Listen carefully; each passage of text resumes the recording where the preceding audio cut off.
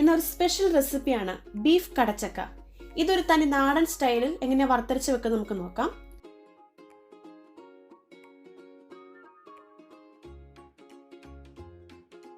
അപ്പോൾ ഇതിൻ്റെ ഇൻഗ്രീഡിയൻസിലേക്ക് കിടക്കാം. കഴുകി വൃത്തിയാക്കിയ ബീഫ് 1 കിലോ, പിന്നെ നമ്മുടെ മെയിൻ ഇൻഗ്രീഡിയൻറ്റ് കടച്ചക്ക. 1 കിലോ ബീഫിന് ഒരു മീഡിയം സൈസ് കടച്ചക്ക മതിയാവും. പിന്നെ വേണ്ടത് ഇഞ്ചി, വെളുത്തുള്ളി, പച്ചമുളക്, ഉള്ളി, സവാള സ്ലൈസ് ചെയ്തത്, തക്കാളി സ്ലൈസ് ചെയ്തത്, പിന്നെ വറുത്തരയ്ക്കാൻ തേങ്ങ, വറ്റൽമുളക്, മഞ്ഞൾപ്പൊടി, മുളക് പൊടി, മല്ലിപ്പൊടി, മീറ്റ് മസാല, കുരുമുളക് പൊടി, ഗരം മസാല, ജീരകം പൊടി, ഉപ്പ്, എണ്ണ, കറിവേപ്പില. ആദ്യം തന്നെ നമുക്ക് ബീഫ് ഒന്ന് മാരിനേറ്റ് ചെയ്യാം. ഇതിലേക്ക് 1 ടേബിൾ സ്പൂൺ ഇഞ്ചി, വെളുത്തുള്ളി, 1 സവാള, നമ്മൾ അരിഞ്ഞു വെച്ചതിൻ്റെ പകുതി സവാള ചേർക്കണം, 1/4 ടേബിൾ സ്പൂൺ മഞ്ഞൾപ്പൊടി, 1/2 തക്കാളി, ഉപ്പ് ആവശ്യത്തിന്. ഇനി കറിവേപ്പില കൂടെ ചേർത്ത് നല്ലതുപോലെ മിക്സ് ചെയ്ത് നമുക്കിത് അരമണിക്കൂർ വെക്കണം. ആ ടൈം കൊണ്ട് നമുക്ക് തേങ്ങയും വറ്റൽമുളകും കൂടി ഒന്ന് മൂപ്പിച്ചെടുക്കണം. ഇനി ഇത് നല്ല ബ്രൗൺ കളർ ആവുന്നവരെ നമുക്കൊന്ന് വെയിറ്റ് ചെയ്യാം. ഇപ്പോൾ നമ്മുടെ തേങ്ങയുടെ കളറൊക്കെ മാറി നല്ലവണ്ണം മൂത്ത് വന്നിട്ടുണ്ട്. ഇനി ഇത് നമുക്ക് തണുത്തതിന് ശേഷം മിക്സിയിൽ നല്ലതുപോലെ അടിച്ചെടുക്കണം.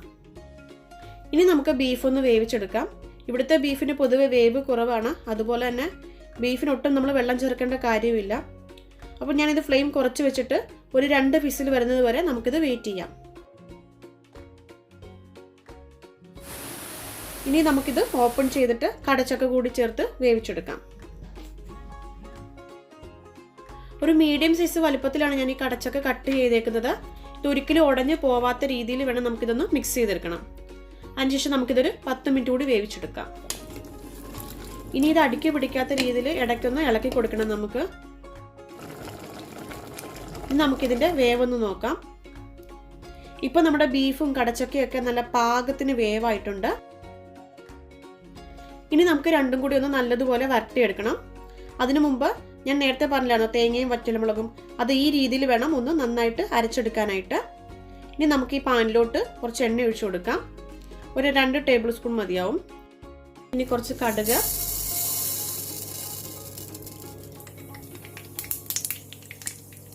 അര ടീസ്പൂൺ ഇഞ്ചി, 1/2 ടീസ്പൂൺ വെളുത്തുള്ളി, പച്ചമുളക് ഒരു 3 എണ്ണം, പിന്നെ സ്ലൈസ് ചെയ്ത സവോള 1 എണ്ണം, ഉപ്പ്.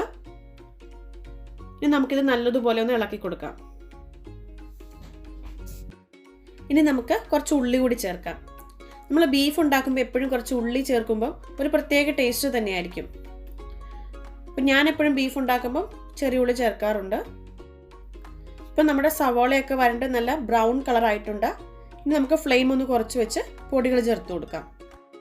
1/4 ടീസ്പൂൺ മഞ്ഞൾപ്പൊടി, 1 ടേബിൾ സ്പൂൺ മല്ലിപ്പൊടി, 1 table spoon meat masala, 2 table spoon മുളക് പൊടി. ഞാനിവിടെ കാശ്മീരിയാണ് എടുത്തേക്കുന്നത്. ഇനി നമുക്കിത് നല്ലതുപോലെ ഒന്ന് മൂപ്പിച്ചെടുക്കണം. ഇപ്പം നമ്മുടെ പൊടികളൊക്കെ നന്നായി മൂത്ത് വന്നിട്ടുണ്ട്. ഇനി 1/2 തക്കാളി കൂടി ചേർത്ത് ഒന്നുകൂടി നമുക്ക് മിക്സ് ചെയ്തെടുക്കാം.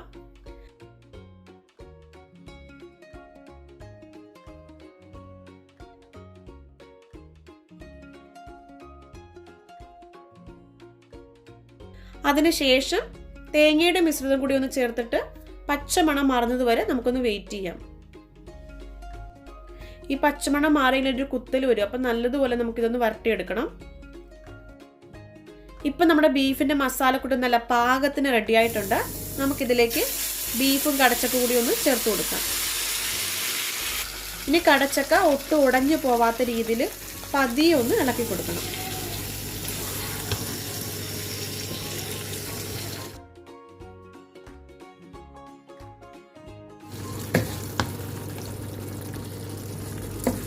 ഇനി നമുക്കിതിലേക്ക് 2-3 മെയിൻ ഇൻഗ്രീഡിയൻ്റ് കൂടെ ചേർക്കാനുണ്ട്. നല്ല കല്ലിൽ ചതച്ചെടുത്ത കുരുമുളക് 1/2 ടീസ്പൂൺ, ഗരം മസാല 1/2 ടീസ്പൂൺ, പെരുംജീരകം ചതച്ചത് 1/2 ടീസ്പൂൺ.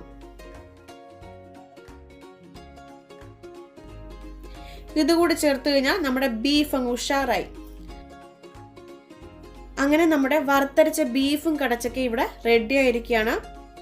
ഇനി നമുക്ക് അതിൻ്റെ ഉപ്പൊക്കെ ഒന്ന് നോക്കാം. ആഹാ, എല്ലാം റെഡിയാണ്. അപ്പോൾ ഇതെല്ലാവരും ഒന്ന് ട്രൈ ചെയ്ത് നോക്കണം. നല്ല കിടിലൻ ടേസ്റ്റ് ആണ്.